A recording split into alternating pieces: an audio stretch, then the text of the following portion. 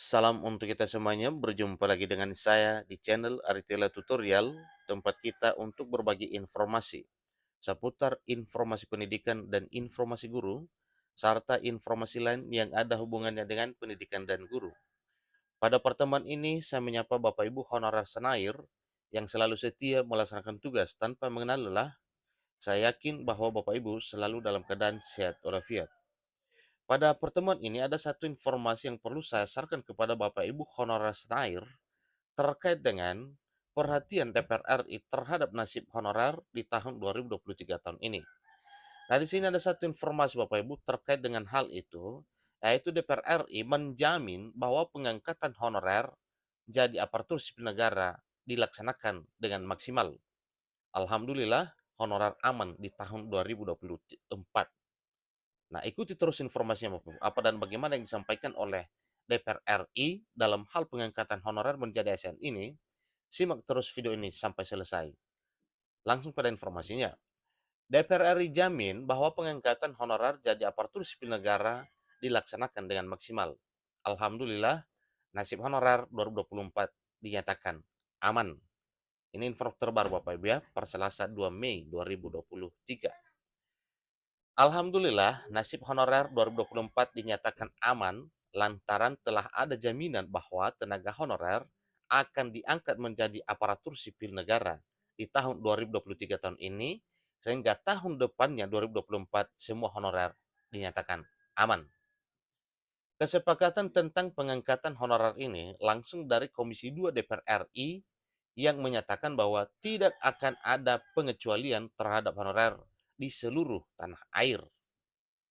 Dilansir Unius ID dari laman resmi dpr.go.id, Wakil Ketua Komisi 2 DPR RI Junimar Girsang menekankan bahwa pengangkatan honorer ini harus segera direalisasikan paling lambat pada tanggal 28 November 2023.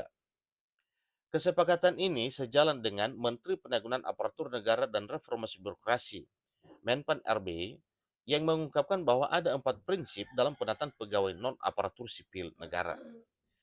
Jadi melalui situs menpan.go.id, Abdullah Azhar Anas menegaskan 4 prinsip untuk menata pegawai non-ASN demi nasib honorer ke depannya adalah menghindari PHK massal, tidak menambah beban fiskal yang signifikan bagi pemerintah, menghindari penurunan pendapatan non-ASN selama ini, dan keempat, sesuai dengan peraturan yang berlaku.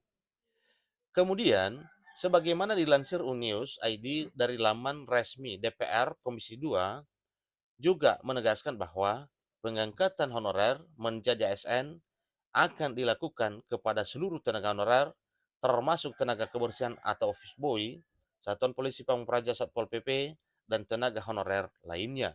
Nah, artinya ini Bapak Ibu tidak ada kecuali ya, semua honorer yang dianggap penting dan bekerja di instansi pemerintah diangkat menjadi aparatur sipil negara.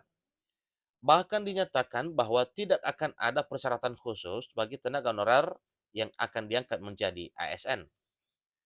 Akan tetapi, setelah pengangkatan honorer menjadi ASN ini dilakukan, konsekuensinya adalah para kepala daerah tidak dibenarkan lagi untuk melakukan pengangkatan tenaga honorer tanpa izin formasi dari Kemenpan RB. Kemudian, Komisi 2 DPR RI memberikan beberapa catatan kepada Menpan RB terkait dengan pengangkatan honorer ini, yaitu menerapkan prinsip keadilan, kompetitif, dan memberikan kesempatan yang sama bagi seluruh warga negara untuk menjadi aparatur sipil negara.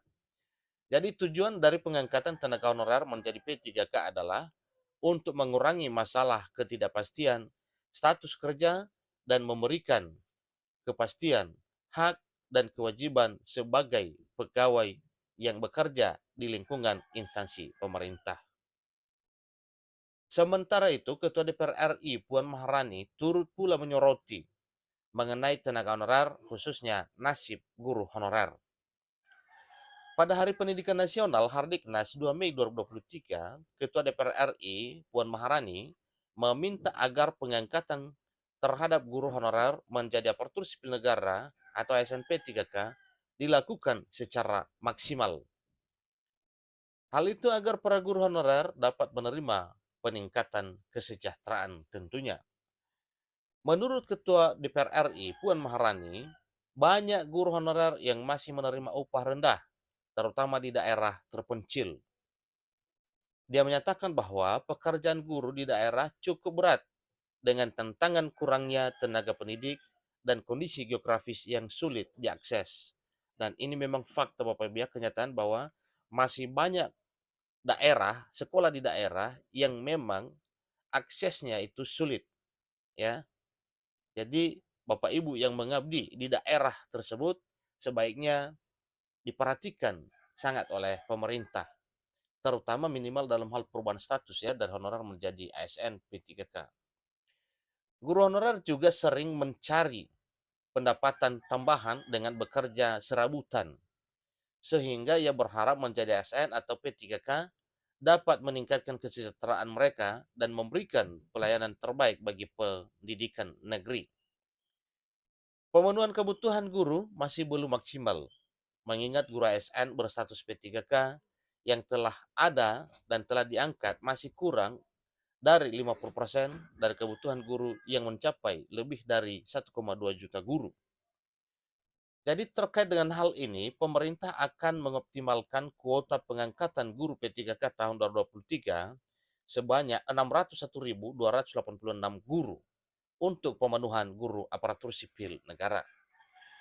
Puan Maharani selaku Ketua DPR RI mengatakan bahwa DPR juga memastikan akan mengawal proses pengangkatan guru ASN P3K agar terrealisasi sesuai dengan target. Ia juga meminta Pemda untuk memperbanyak alokasi anggaran belanja tenaga pendidik sehingga kuota pengangkatan guru P3K semakin maksimal. Mantan Menko PMK ini turut mendorong pemerintah agar seleksi pengangkatan guru P3K bisa memprioritaskan para guru yang telah mengabdi selama bertahun-tahun. Bahkan ia juga meminta pemerintah agar mempertimbangkan jasa dan pengabdian para guru senior tersebut.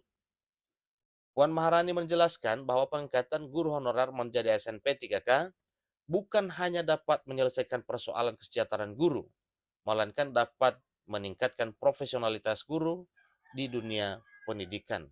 Jadi itu juga salah satu tujuannya selain daripada meninjau dari kesejahteraan guru, maka ada hubungannya dengan hal profesionalitas guru.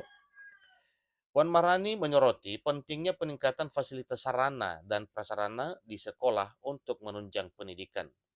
Nah, tentunya ini semuanya kalau kita analisis Bapak Ibu ya, semua apa yang disampaikan oleh Puan Maharani selaku Ketua DPR RI benar-benar bahwa apa yang disampaikan adalah untuk kesejahteraan honorer, demi kebaikan untuk Bapak Ibu honorer, demi nasib honorer ke depan yang statusnya jelas, pekerjaan tetap, dan penghasilannya juga tetap.